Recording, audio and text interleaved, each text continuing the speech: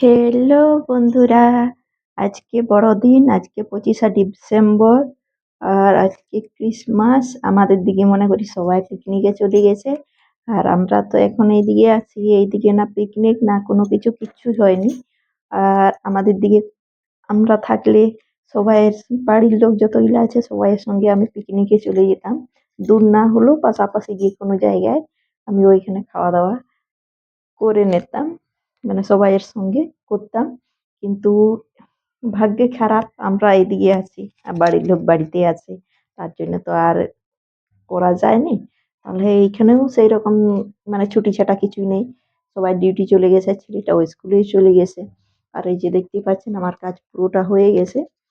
আর এইখানে ব্লাউজ কাটা আছে, ভাবছি একটু পরে ব্লাউজ কাটবো। আর এইটার মধ্যে, এই প্লাস্টিকের মধ্যে আমি রসুনের তেল গরম করে রেখে দিয়েছি, কি সর্দি, ছেলেদের সর্দি লেগে যায় অনেক তাড়াতাড়ি, তার জন্য ওই সর্দির জন্য হ্যাঁ এটা রেখা আছে রাতের বেলা, মানে পায়ের তলে লাগিয়ে শুয়ে।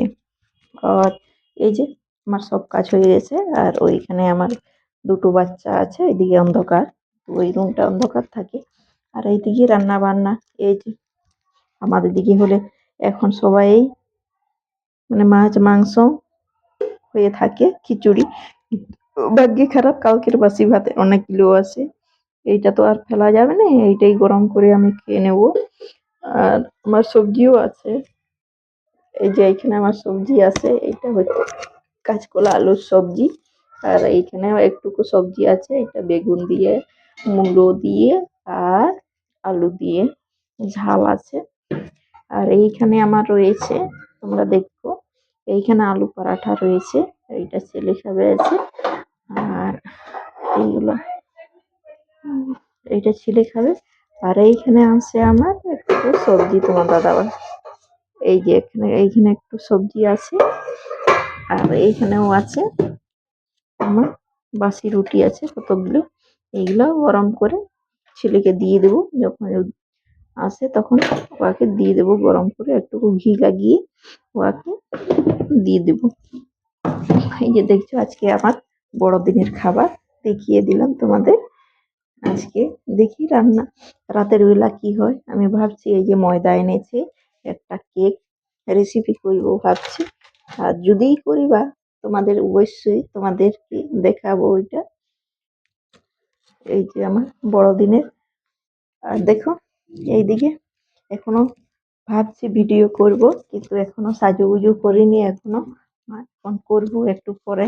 তার জন্য তোমার দাদা আবার যাওয়ার সময় আমাকে আগেই বলে দিয়ে গেছে যে তুমি একটা আজকে কেক করবে, কিন্তু কেক তো করব। আমার কাছে ময়দা এনে দিয়েছে, কিছু এনে দেয়নি, ময়দা আর চিনি এনে দিয়েছে তোমার দাদা, আর কিছু এনে দেয়নি।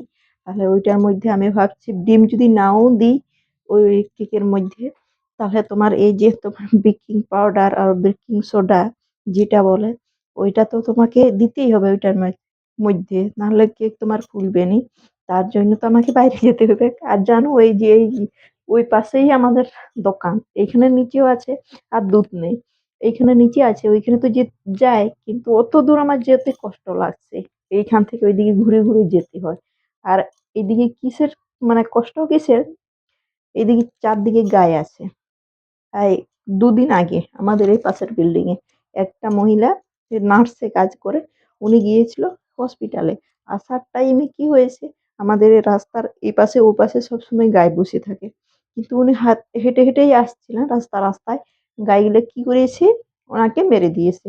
মারার পরে কি করছে না, না দূর তোমার 10 মিটারের বেশি মনে করি, ঘুষড়ে ঘুষড়ে নিয়ে গেছে।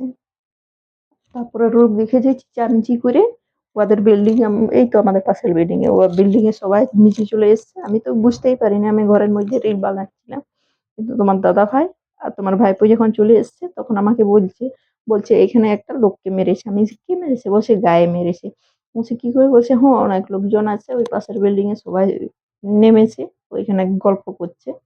অবশ্যই তুমি জিজ্ঞাসা করেছিলে? বলছে না আমি জিজ্ঞাসা করিনি। তারপরে ছেলেকে জিজ্ঞাসা করছে, ও হ্যাঁ উনি বলছে আমাদের বিল্ডিং এর। তারপর আমি একজনকে জিজ্ঞাসা করেছিলাম, তখন বলছে না ও পাশের বিল্ডিং এ ওকে মেরেছে, একটা বৌদি হয় উড়িষ্যা, ওকে মেরেছে।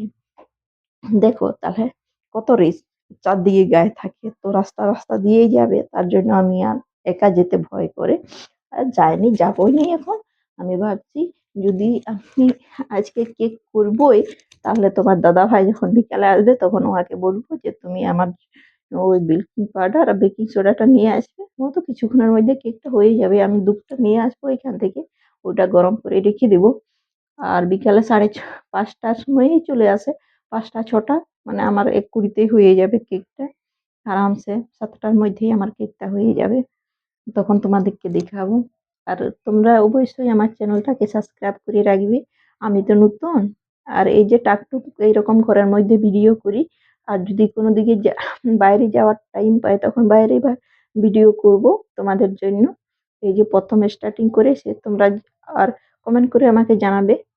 আর এই তো একদমই নতুন, একদমই নতুন। আমি কিচ্ছু জানিনি। না তোমার এডিট করতে জানি, না তোমার থাম্বনেল কেমন ভাবে লাগায় ওইটা জানি। এখনো শিখছি, কিন্তু ধীরে ধীরে।